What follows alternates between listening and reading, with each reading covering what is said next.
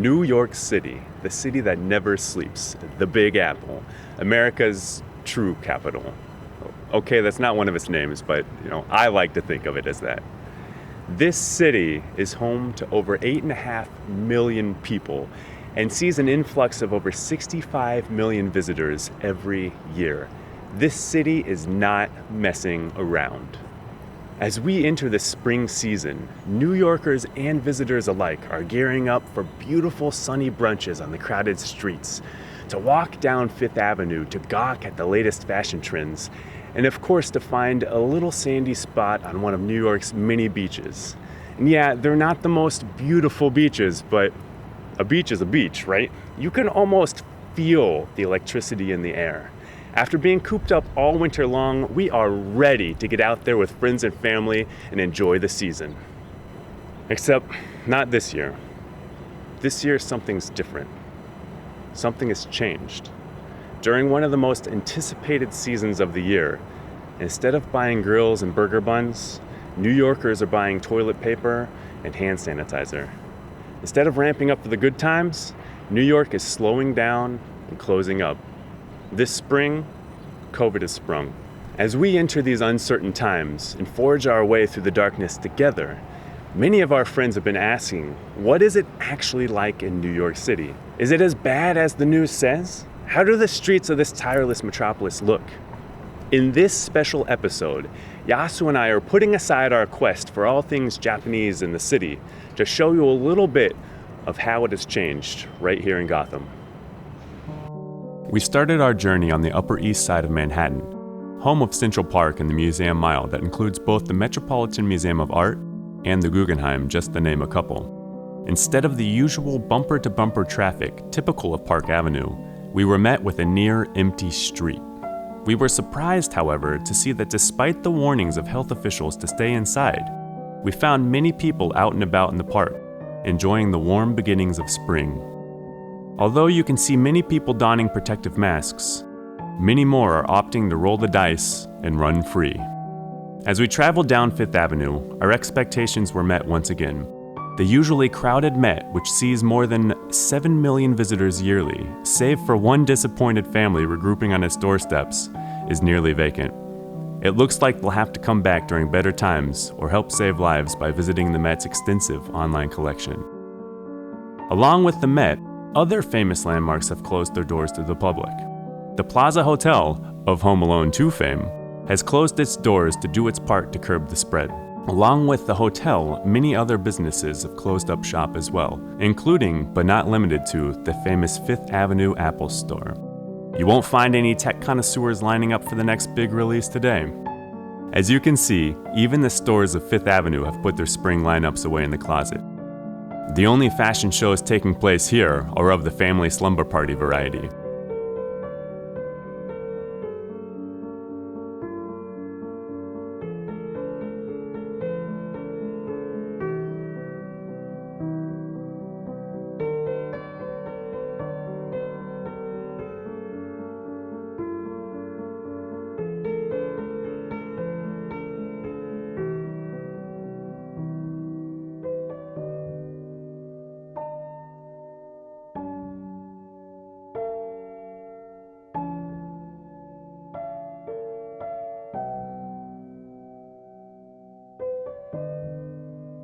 Many public services, including the library, are shut down due to the virus.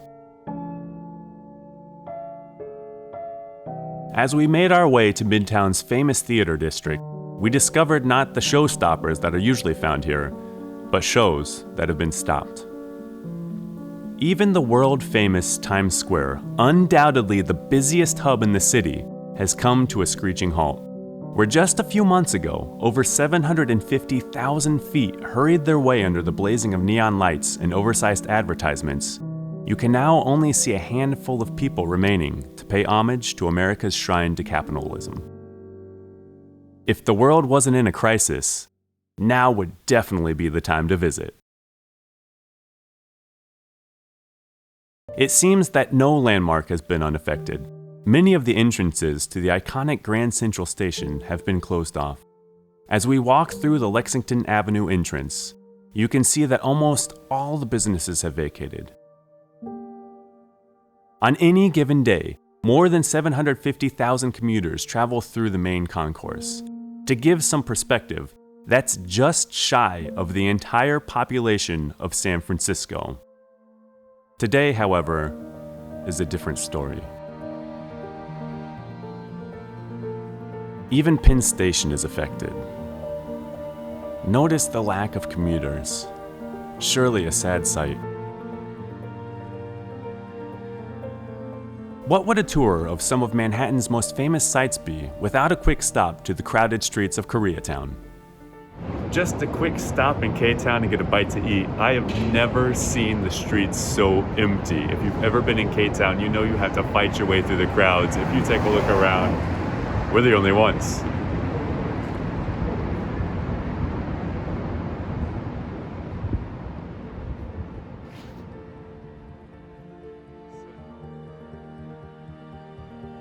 After refueling with some triangle kimbap and bottled tea, we were ready to continue our exploration.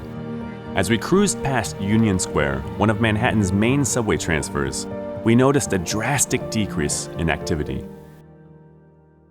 Where once you could find a thriving farmer's market bringing surrounding local produce and handmade goods to the denizens of the city, only a near-empty square remained.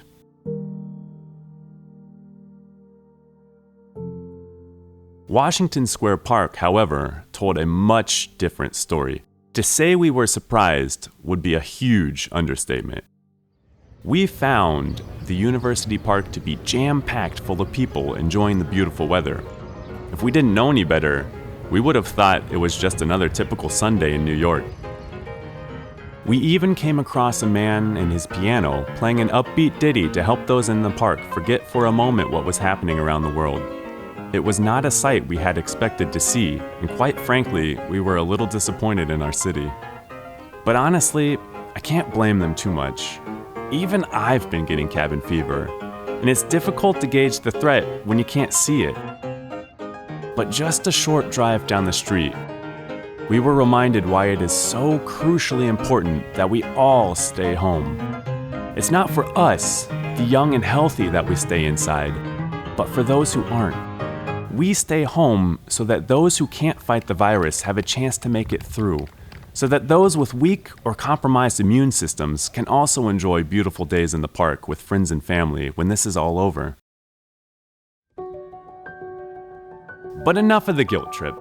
We were out to document the city, and document we shall. Our next stops were the tourist favorites of Soho, Little Italy, and Chinatown.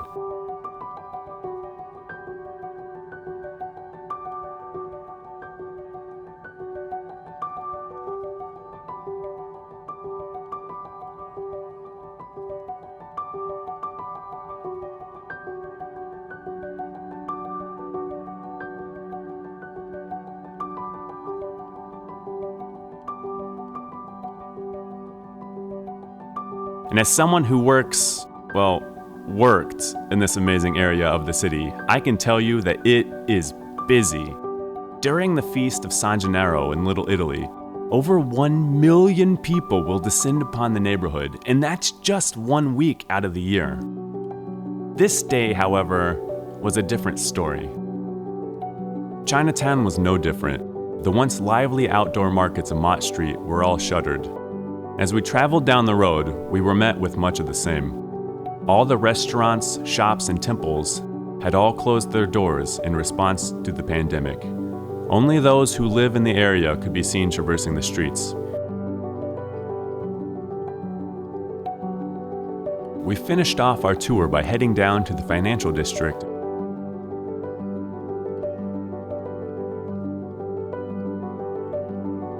Not surprisingly, we found these streets to also be fairly empty. With the spread of the virus, many businesses have opted to allow their employees to work from home. It seems the wolves of Wall Street were safely hibernating in their dens. So has life in New York City changed? Is it as bad as the news makes it seem? Are the streets actually empty? Yes, yes, and yes. This great city has large in part shut its doors and put up the "We Will Return" sign in the window.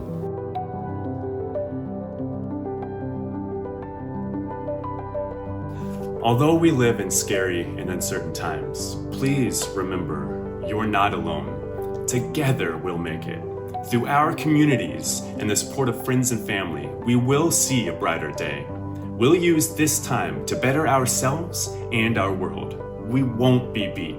We'll come out of this crisis stronger than ever before. So we'll see you next time for another bite out of the wasabi apple. Stay home, stay safe, and stay awesome. Perfect. There.